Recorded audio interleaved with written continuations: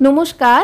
আজ আমি কাতলা মাছের মাথা দিয়ে মুগ ডালের রেসিপি আপনাদের সঙ্গে শেয়ার করছি।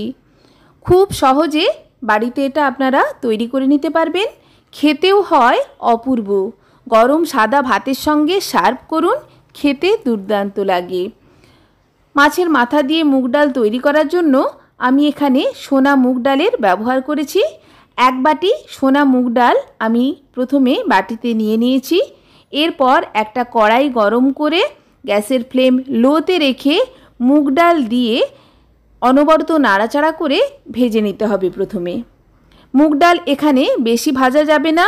বেশি ভাজা হয়ে গেলে মুগ ডাল সেদ্ধ হতে বেশি সময় লাগবে এবং খেতেও ভালো লাগবে না। হালকা করে ভেজে নিতে হবে।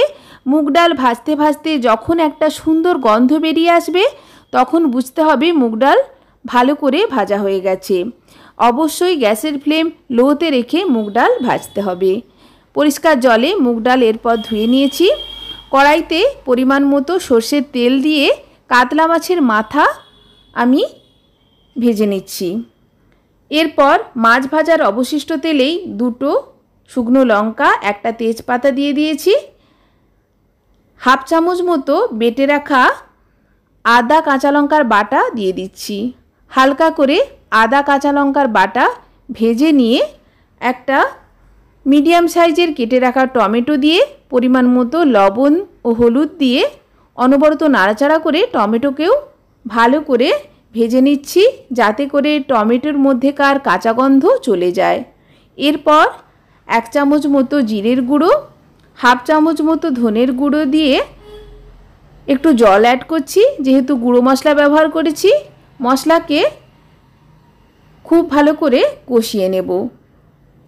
আপনারা চাইলে কাতলা মাছের পরিবর্তে রুই মাছের মাথা দিয়েও এই ডাল তৈরি করতে পারেন, তবে কাতলা মাছের মাথা দিয়ে তৈরি করলে বেশি ভালো হয়। দেখুন মশলা কষানো হয়ে গেছে। ভেজে রাখা মাছের মাথা দিয়ে মাছের মাথাকেও মশলার সঙ্গে আমি কষিয়ে নেব।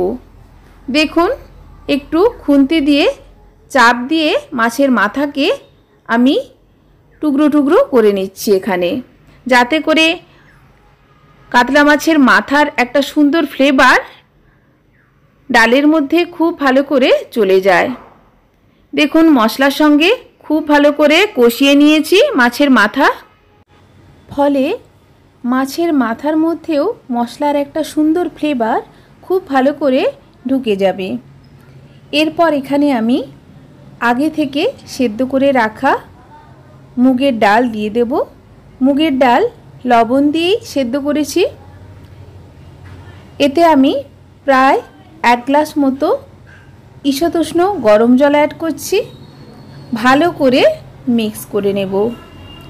এইভাবে মিক্স করে নেওয়ার পর মিনিট 2 ফুটিয়ে নেব, যাতে করে ডালের মধ্যে খুব ভালো করে মাছের মাথা ও মশলার সুন্দর ফ্লেভার চলে যায়।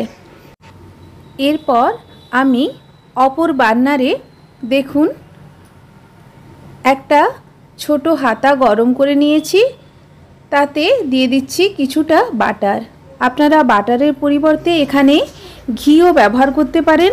বাটার গরম হলে হাফ চামচ মতো গোটা জিরে ফোড়ন দিয়ে দিচ্ছি। এরপর ডালের ওপরে দিয়ে দিচ্ছি, ফলে ডালের মধ্যে একটা সুন্দর ফ্লেভার চলে আসবে। ভালো করে মিক্স করে দিলেই একেবারে সার্ভ করার জন্য রেডি। গরম গরম সাদা ভাতের সঙ্গে সার্ভ করুন, সবাই খেতে খুবই পছন্দ করবে। ধন্যবাদ।